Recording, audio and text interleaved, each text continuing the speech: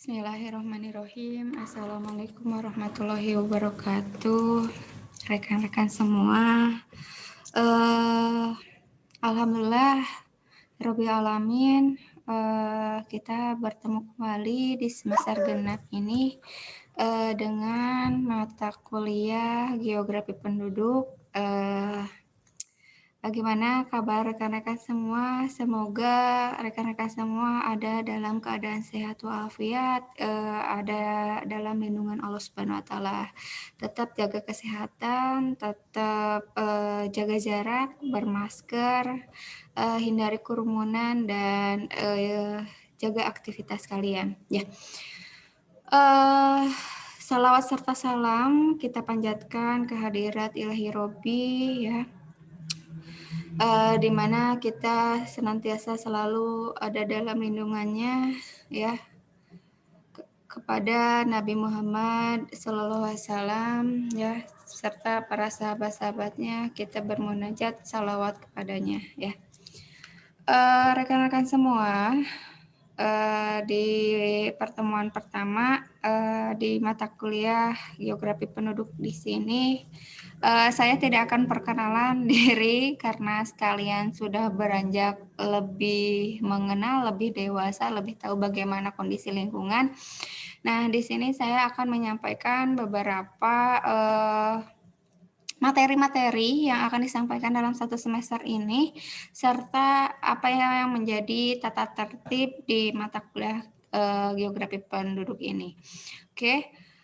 Sebelum membahas lebih dalam terkait pengantar Geografi Penduduk, saya mengingatkan kepada rekan-rekan. Nah, di sini terkait pada hasil evaluasi belajar kalian di satu semester kemarin, itu menjadi catatan, peringatan, himbauan bagi rekan-rekan untuk bisa belajar lebih baik lagi, untuk bisa meningkatkan lagi apa yang menjadi kekurangan rekan-rekan di semester lalu. Mohon ditanggulangi, diminimalisir apa yang menjadi kekurangan-kekurangannya, ya, terkait pada tugas, absen, keaktifan, ya, dengan upaya apa? Dengan upaya bisa meningkatkan nilai prestasi akademik kalian. Saya tidak akan membatasi ruang gerak kalian. Silahkan kalian explore apa yang menjadi potensi yang dimiliki oleh rekan-rekan semua, agar potensi yang dimiliki oleh rekan-rekan bisa berkembang lebih baik, ya, ke arah yang positif tentunya, bukan yang ke arah negatif. Oke.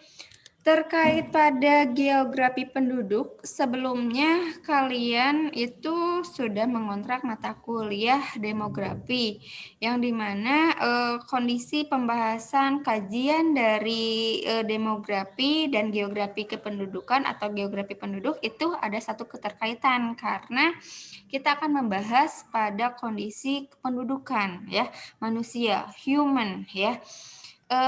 Kondisi gejala-gejala yang terkait pada kondisi demografi dan geografi penduduk itu jelas berbeda, ya. Akan tetapi satu ranah, satu rumpun, satu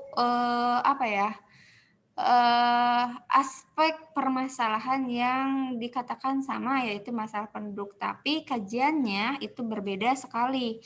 Apa yang menjadi perbedaannya nanti kita akan bahas, ya.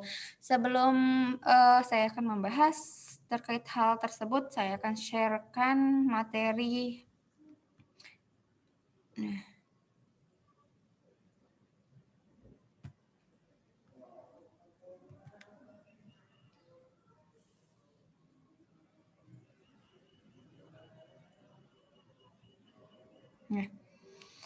Geografi penduduk. Nah, geografi penduduk di semester genap itu ada 2 SKS, ya, akan diampu oleh saya, ya. Nah, yang menjadi tata tertib dulu, ya, terkait pada tata tertib perkuliahan, karena ini menjadi yang dikatakan menjadi hal penilaian, ya. Karena penilaian dari akhir pembelajaran itu tidak berakhir, tidak hanya menilai pada ujian akhir semester saja, akan tetapi ada beberapa penilaian-penilaian ya, yaitu ada penilaian nilai UAS, tugas, absensi, ya, kehadiran, dan UTS. Nah, nilai yang paling besar di sini yaitu adalah nilai UAS, karena UAS itu dikali 2. Akan tetapi dari hal itu kami juga menilai dari sisi apa ya, dari kepribadian kalian, dari nilai estetika kalian ya, dan lain sebagainya. Jadi ada pertimbangan-pertimbangan hal ke sana. Jadi mohon diperbaiki ya. Apalagi dengan kondisi sekarang kita berbasis daring ya, kita tidak menutup kemungkinan rasa jenuh, rasa bosan dalam perkuliahan online ini itu sangat kuat sekali, berbeda seperti luring ya, karena kita berdiri ya, atau kita hanya sendiri ya, di kamar, di ruangan sendiri tanpa ada interaksi dengan rekan-rekan, dengan teman-teman. Jadi apa yang menjadi kendala permasalahan dalam daring ini diupayakan seminimal mungkin itu tidak muncul secara berlebihan ya. Mudah-mudahan kita bisa mengatasi hal tersebut. Semuanya pasti merasakan hal yang sama. Oke. Baik luring ataupun daring, saya ingin sekali ada aturan-aturan dengan tujuan apa? Dengan tujuan bisa mendisiplinkan kalian ya. Disiplin di sini bukan berarti ketat militer ya kan, tapi dengan upaya apa? Agar diri kita itu menjadi terarah, teratur ya, tertata, tersistematis ya, biar apa yang menjadi proses pembelajaran ini mendapatkan hasil yang maksimal juga ya. Di sini apa yang menjadi pembahasan di pertemuan pertama, saya akan membahas terkait pada tata tertib perkuliahan, pengontrakan mata kuliah, serta pengantar mata kuliah. Nah, tata tertib perkuliahan itu paling lambat 10 menit dari jadwal yang sudah ditentukan ya. Lewat dari itu dikatakan tidak mengikuti perkuliahan. Silahkan boleh masuk, tapi tidak diperkenankan untuk melakukan absensi.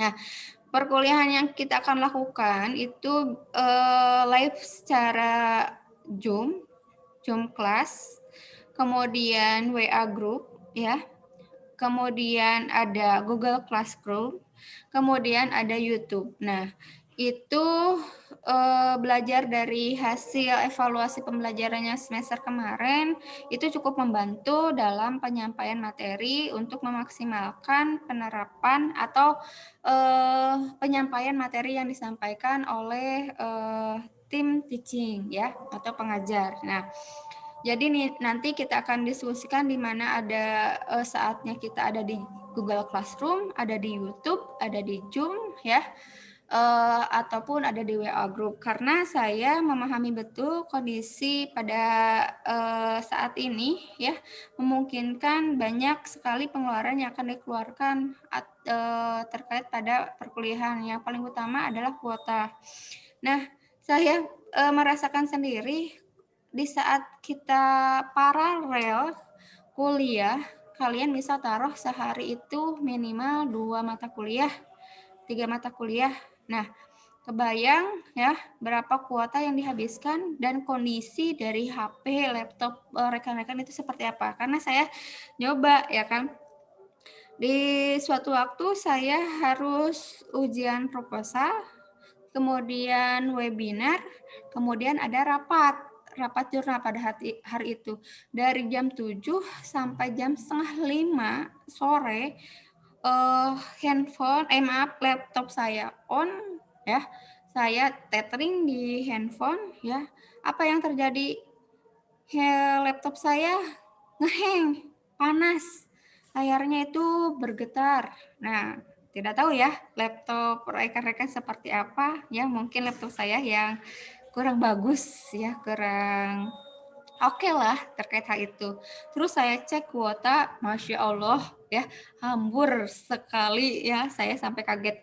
Saya berpikir ke rekan-rekan, wah selama ini mahasiswa kalau setiap perkuliahan di Zoom kelas dengan minimal perkuliahan itu 2 mata kuliah, 2 SKS-an, belum lagi ada yang 3 SKS, apa yang terjadi ya. Mungkin kondisinya seperti itu. Mungkin psikis kita pun akan menjadi drop ya, lelah, ngantuk karena kita kelamaan telinga masang headset kan nggak enak ya. Setelah dibuka jadi budeng gitu kan telinga kita, pendengaran kita. Terus sisi lain mata kita lelah ya karena sinar dari yang dikeluarkan handphone ataupun dari laptop itu kan berbeda sehingga aduh gimana ini jadi pusing, kelayangan ya, berkabut. Nah, itu yang dirasakan saya. Mudah-mudahan rekan-rekan tidak seperti itu. Jadi kenapa saya akan memakai beberapa hal itu. Jadi saya nanti mungkin kedepannya tidak akan selalu Zoom meeting ya, nanti akan dikondisikan waktunya, tidak akan setiap pertemuan ya. Tapi saya berharap apa yang menjadi penyampaian materi saya itu nyampai ke rekan-rekan. Nah, kemudian terkait pada penampilan nih ya, saat perkuliahan luring ataupun daring saya harapkan itu sama, jangan pernah berbeda. Ya, di semester kemarin, di mata kuliah kemarin, di saat Zoom meeting, kok ada ya bisa mengikuti perkuliahan dengan bermukena ya, emang wanita boleh silahkan berhijab, tapi kan disesuaikan, masa sih pakai mukena, udah sholat zuhur, nggak sempat untuk berpenampilan rapih untuk mendapatkan perkuliahan, kan resmi, ini formal sifatnya ya. Terus rambutnya ada yang acak-acakan, cowok, terus ada yang nggak berkerah. Banyak sekali ya fenomena yang terjadi. Terus rambutnya ada yang gondrong pula. Ya, saya tidak mau ada lagi yang gondrong karena saya harapkan kalian itu menjadi contoh panutan untuk orang lain yang melihat karena mereka pasti melihat dari sisi latar belakang pendidikan kalian ya. Dari FKIP, dari keguruan, masa seperti itu mungkin ada yang berpikiran seperti itu. Nah, untuk proses penilaian masih sama seperti yang sebelumnya, terkait pada kehadiran 75%, tugas kelompok, individu, UTS, UAS. Nah, itu yang menjadi penilaian dari saya. Nah, selanjutnya untuk pengontrakan mata kuliah dalam materi geografi penduduk ini kita akan membahas beberapa materi geografi penduduk, di antaranya ada 13 materi yang dimana ke-13-nya itu yang pertama sekarang itu menjadi pengantar perkuliahan. Yang kedua itu ruang lingkup geografi ya. Yang ketiga, persebaran penduduk. Yang empat, pertumbuhan penduduk. Kelima, dinamika kependudukan. Keenam, kebijaksanaan kependudukan. 7, masalah kependudukan. 8, pertemuan 8, penduduk dan sumber daya alam. Kemudian 9, materi ke-9, angkatan kerja. 10, kualitas penduduk dan masalah pengangguran. 11, karakteristik masyarakat pedesaan dan perkotaan. Ke-12, analisis data kependudukan. Dan yang terakhir ada Sustainable Development Goals. Jadi, yang seperti apa nanti akhirnya goalnya dalam suatu geografi penduduk? Ya, dalam pembangunannya akan seperti apa dan bagaimana. Nah, ini terkait pada suatu adanya kita dikaitkan dengan permasalahan-permasalahan yang ada di negara kita. Saya akan membahas lebih mendalam berbicara dengan kondisi negara kita yang seperti apa. Kalau negara-negara tetangga itu akan menjadi sebagian kecil karena contoh-contohnya. Karena kita tidak tahu dan tidak merasakan bagaimana apa yang menjadi kebijakan kependudukan di negara-negara tetangga ataupun negara-negara lainnya. Nah, inilah rekan-rekan materi yang akan disampaikan dalam satu semester ke depan terkait pada geografi penduduk. Nah, tadi di awal saya katakan, nah apa sih yang menjadi pembeda antara demografi dengan geografi penduduk? Itu nanti sebetulnya akan dibahas, tapi nggak apa-apa ya kan, saya bahas di sini. Kalau di dalam demografi itu lebih kuatkan dalam analisis kuantitatifnya. Kalau dalam geografi penduduk itu berdasarkan pada analisis kualitatifnya ya. Sehingga apa yang menjadi kajian ilmu demografi dan geografi penduduk itu sangat kuat ya. Kita dikuatkan dengan angkanya dan kita dikuatkan dengan kualitatifnya. Nah, sehingga apa yang menjadi kajian-kajian masalah dalam masalah dalam kependudukan itu kita sedikit atau banyak sekali bisa memberikan solusi-solusi yang diberikan ya dalam setiap permasalahan kependudukan karena kita udah berbasis angka, kita udah berbasis analisis kualitatif. Nah, sehingga tujuan-tujuan dalam suatu geografi kependudukan adanya suatu perbedaan persamaan analisis tersebut, kajian ruangnya itu sangat luas sekali ya kan. Kita dikaitkan dengan adanya suatu kajian ruang, kajian area, jarak, ketergantungan terkait pada 10 konsep geografi. Nah, itu bisa dikaji dalam geografi penduduk. Nah, kita akan nanti lebih mendalam lagi ya. Di mata kuliah yang lainnya pun akan ada kaitannya. Kalian sudah mengontrak pengantar ilmu geografi. Nah, terus pengantar ilmu sosial dan lain sebagainya. Sehingga penguatan hal tersebut bisa lebih kita kuatkan kajian dalam geografi penduduk. Nah, dalam kita melihat pengantar mata kuliah geografi penduduk, di sini kita melihat teori Thomas Robert Malthus. Nah, apa sih yang menjadi suatu hal dasar dalam pengantar mata kuliah geografi penduduk ini? Nah, kita melihat bahwa menurut teori Thomas Robert Malthus atau kita kenal dengan Robert Malthus saja ya. Laju pertumbuhan penduduk itu selalu deret ukur dan laju pertumbuhan pangan seperti deret hitung. Yang artinya laju pertumbuhan penduduk lebih cepat dibandingkan laju pertumbuhan pangan. Kenapa demikian? Nah, kita melihat data-data dari entah itu Badan Pusat Statistik terkait pada angka perhitungan jumlah penduduk atau melihat pada setiap sensus penduduk yang dilakukan 10 tahun sekali.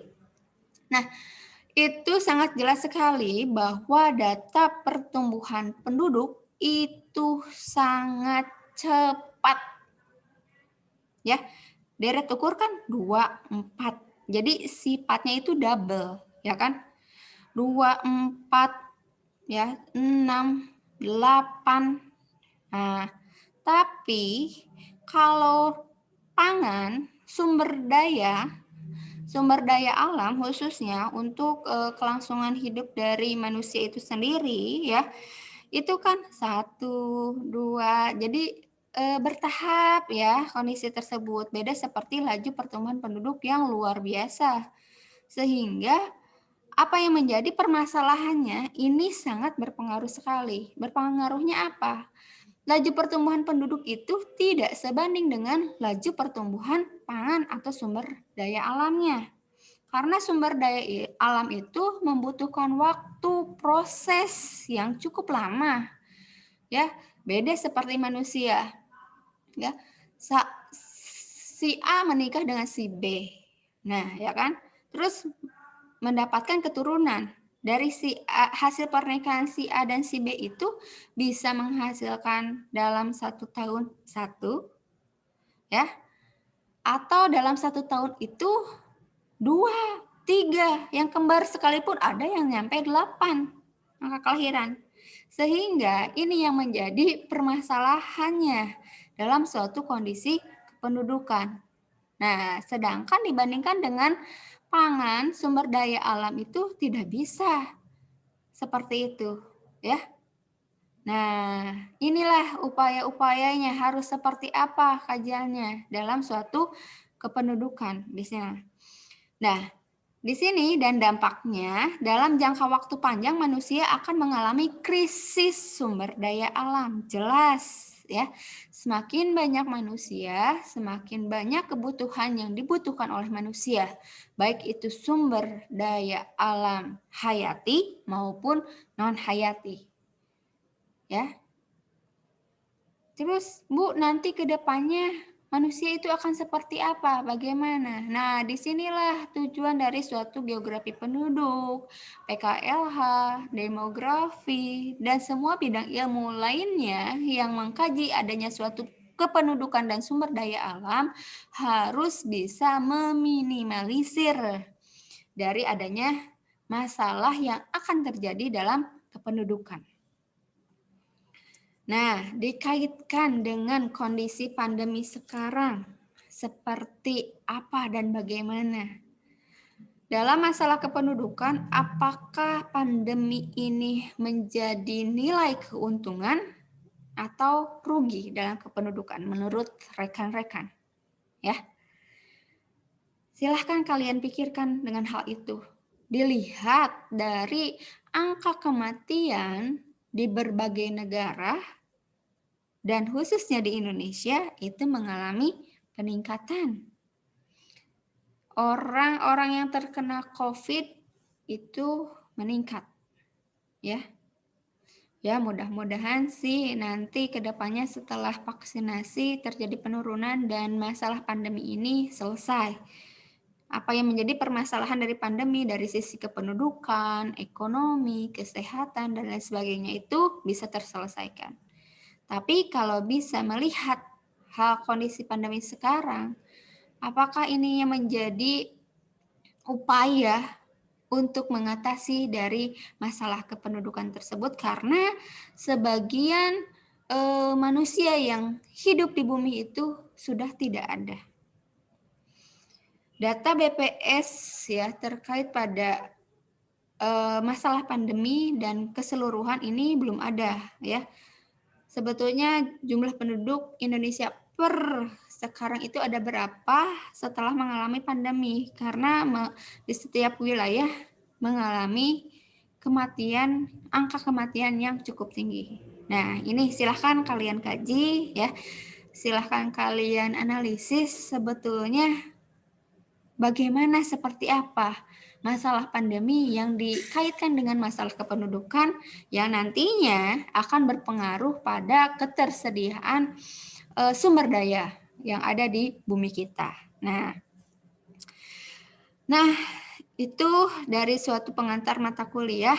Nanti kita akan bahas lebih mendalam dari materi yang akan disampaikan. Nah, hal-hal lain pada suatu kondisi mata kuliah geografi penduduk terkait pada absensi nanti kita akan kondisikan ya, entah itu seperti kemarin yang absen di Google Classroom atau seperti apa dan konsepnya seperti apa nanti kita akan bicarakan di WA group baiknya seperti apa. Dan untuk ingin diskusi boleh ya kan di kolom komentar yang akan disediakan ya.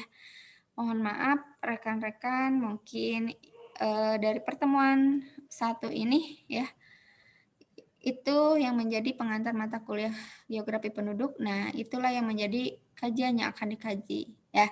Dari satu teori itu luar biasa kita bisa mengkaji secara keseluruhan dengan kependudukan ya. Nanti dikaitkan dengan kemiskinannya, kesehatannya, pendidikannya, ya. Terus terkait pada laju-laju pertumbuhan penduduk, ya. Itu pun menjadi sumber kajian. Nah, itu rekan-rekan terima kasih ya. Mohon maaf. Mohon maaf ya dengan segala kerendahan hati saya. Silahkan kalian tetap semangat. Tetap optimis karena kenapa? Karena dengan demikian kita akan meningkatkan daya imun kita. Selama perkuliahan jangan stres, dibawa enjoy, dibawa happy ya. Lakukan dengan senang hati, gak boleh terbebani ya karena kita itu benar-benar di masa sekarang ini ibarat seleksi alam, siapa yang kuat dia yang bertahan. Jadi sebisa mungkin kita menjaga diri kita, menguatkan diri kita dengan berbagai upaya, entah itu dari pikiran, entah itu dari hati, dari makanan, dari lingkungan, dan dari hal lainnya ya. Tetap jaga kesehatan ya, jaga imunitas tubuh kita, makan yang sehat ya, yang baik ya. Terus pikiran pun dibebaskan. Bukan berarti pikiran dibebaskan tidak berpikir apa-apa ya di saat perkuliahan ya. Kalian harus ada catatan ya. Harus ada pikiran ya terkait pada permasalahan-permasalahan yang disampaikan dalam perkuliahan. Oke, ya. Saya akhiri. Terima kasih semuanya. Wabillahi taufiq wal hidayah. Wassalamualaikum warahmatullahi wabarakatuh.